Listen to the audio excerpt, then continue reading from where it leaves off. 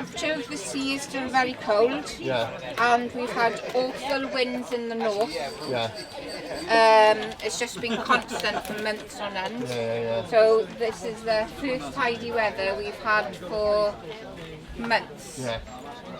So on my stall today I had prawns, mussels, sea bass, coracle caught suin, dressed crab, lobster, spider crab sandwiches, mackerel pate, potted crab. I think everybody has changed the way that we're shopping and we're buying fresh local produce of anything. I prepped it all yesterday, so it came in on Sunday. I did everything Monday and sold it on Tuesday. So how fresh is that? Well, you can't get any fresher, can you?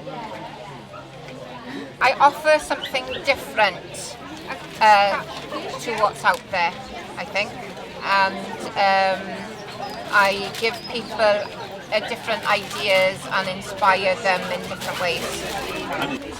Thank you.